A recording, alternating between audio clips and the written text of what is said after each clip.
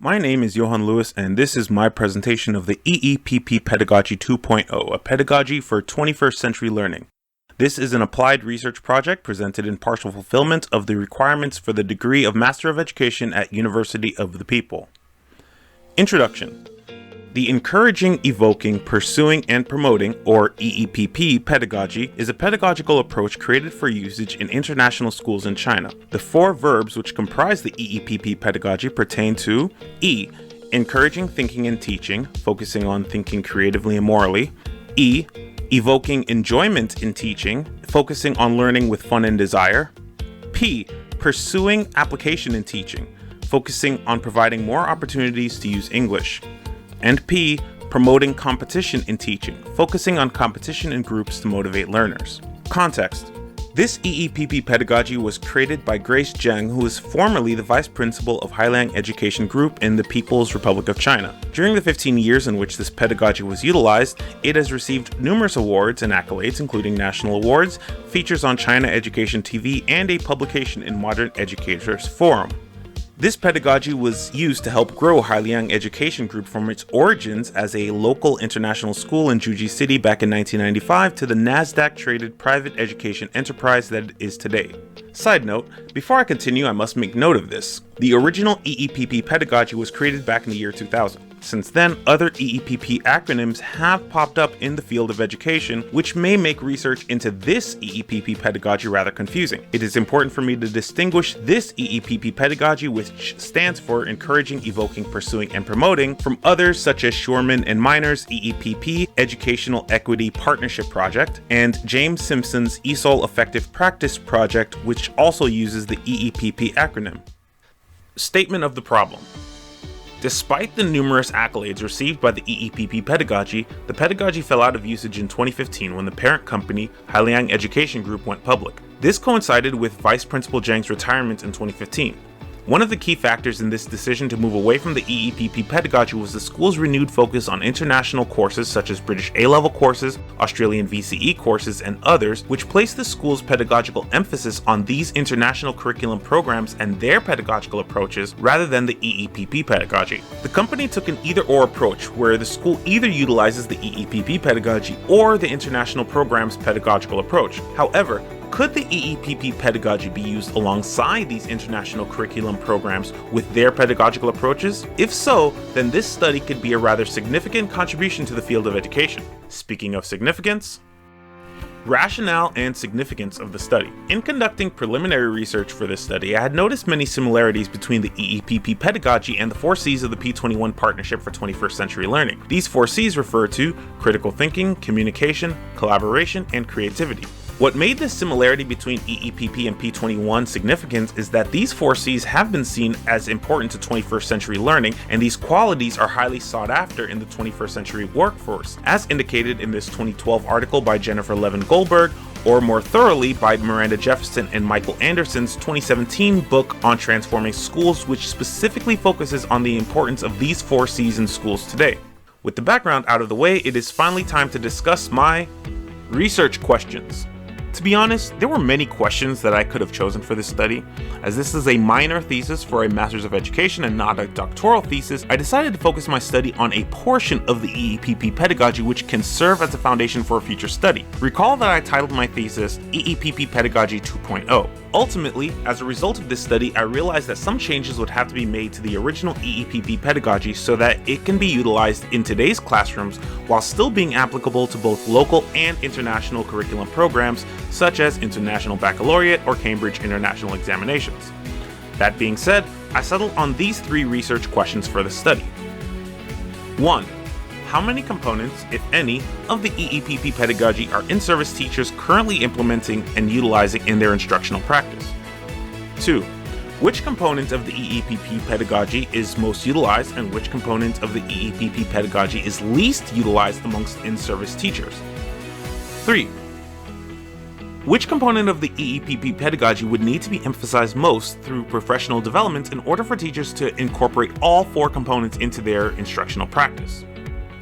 Literature review. As this is just a quick overview of the thesis, I won't bore you with the details of the literature review. However, I will go over the format and some major points. Regarding the organization of the literature review, it is organized based on each of the 4 components of the EEPP pedagogy, where I explored each component of the pedagogy and the literature that supports its educational merits. For example, Component 1, Encouraging Thinking in Teaching. I split this part of the literature review into 2 subcomponents.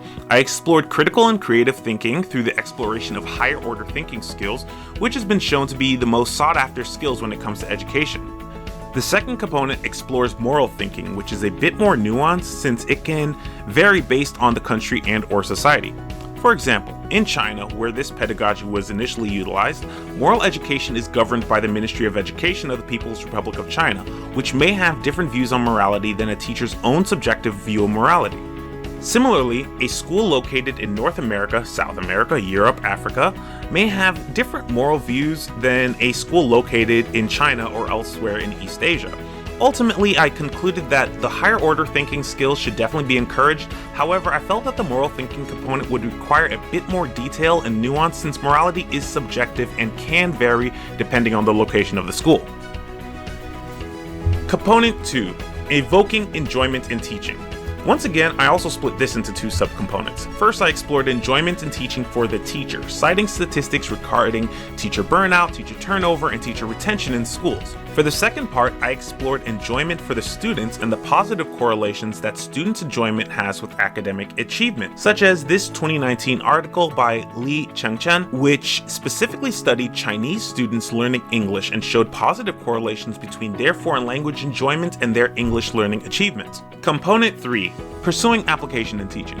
I could have taken this part of the literature review in a completely different direction, but since my research questions specifically involved the EEPP pedagogy as it was last utilized, I kept this part of the literature review focused on the application of real-world language usage opportunities in the classroom. However, I did find this to be a limiting component of the pedagogy because it was only applicable to L2 language learners. This may reduce the applicability of the pedagogy in educational institutions or countries where second language learning is not strongly emphasized in the curriculum. Finally, we have Component 4, Promoting Competition in Teaching.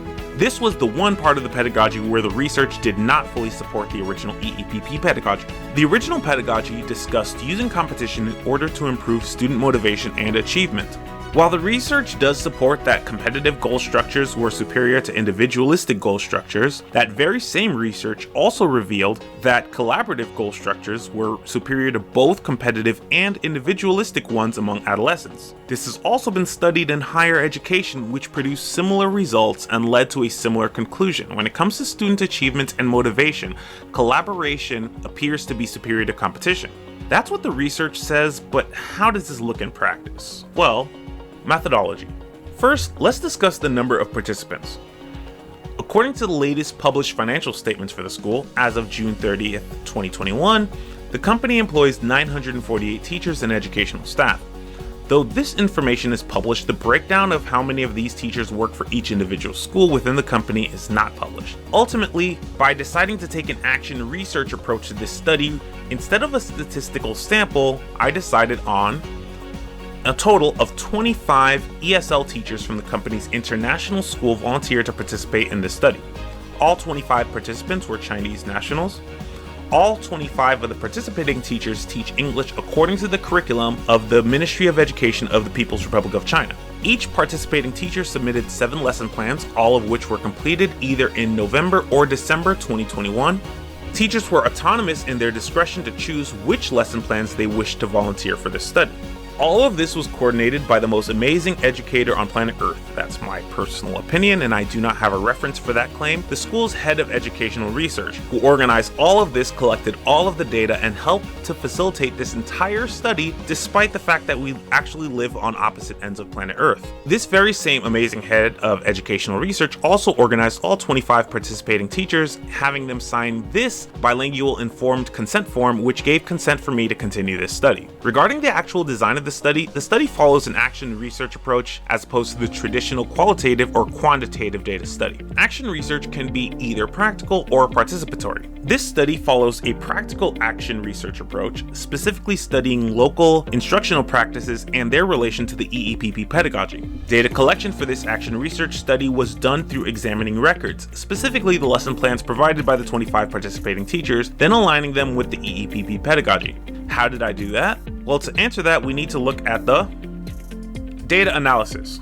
This is Table 1, which shows how lesson plan data was transformed into data that can be analyzed. Doing this required turning lesson plan steps into numbers. As the table shows, each step of the lesson plan was given a classification code, each of which corresponded with a component of the EEPP pedagogy. Those lesson plan steps, such as assigning homework or other routine tasks that did not align with any component of the EEP pedagogy, were not assigned a code. You'll notice that for the second P of the EEPP pedagogy, a fifth step was added where collaboration and competition were both analyzed, which resulted from the literature review support for collaboration over competition in education.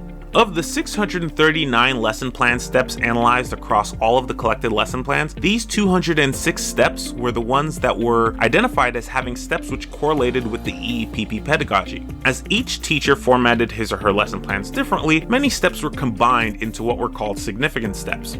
For example, listening activities can be broken down into the lead-in, pre-listening, listening for gist, listening for detail, and post-listening review. In such cases, all of these lesson plan steps were combined into one step for listening activities. This allowed for comparability across lesson plans, as some teachers were less detailed than others, and also combined these sub-steps into one step, while other more detailed teachers had lesson plans which broke down each and every step of their lessons.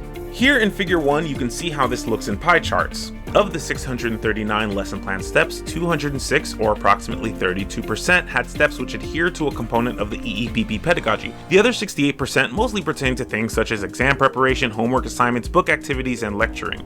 That 32% of lesson plan steps containing components of the EEPP pedagogy are further explained in Table 2. This is Table 2, which shows the breakdown of lesson plan steps using each component of the EEPP pedagogy.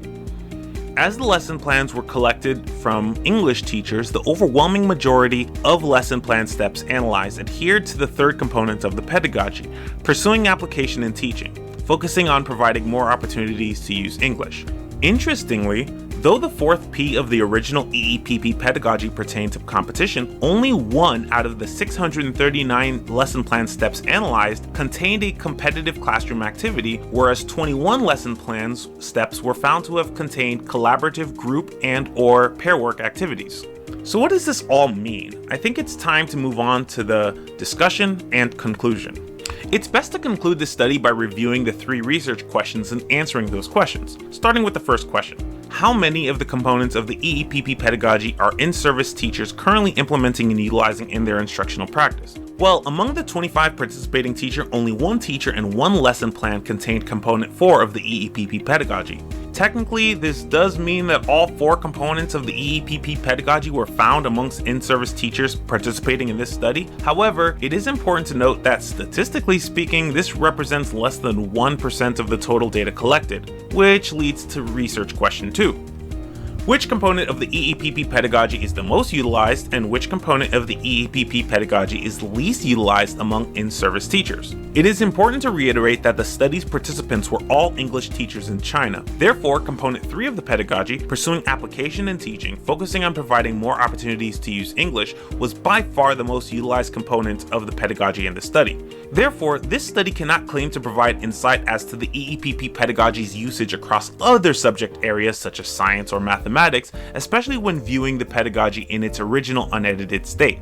Regarding the third research question, this is a bit more difficult to answer. If looking at the original pedagogy, which emphasizes competition over collaboration, then this by far is the component of the EEPP pedagogy which requires the most emphasis via professional development. However, the research in the literature review shows that collaboration provides better learning outcomes in terms of academic achievement when compared to competition.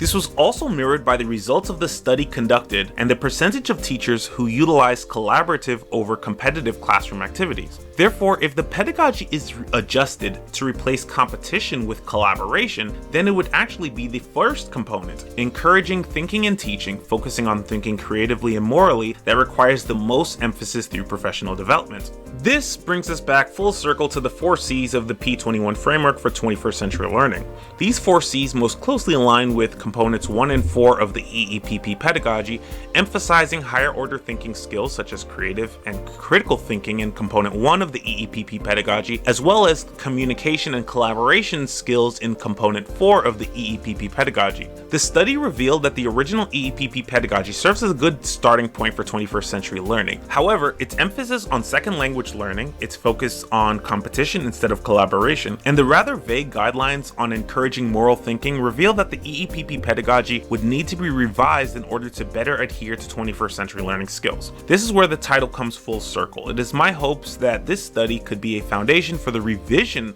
of the original EEPP pedagogy, a version 2.0 of the pedagogy, which can be further explored and expanded upon in a doctoral thesis if I ever decide to continue and go that route.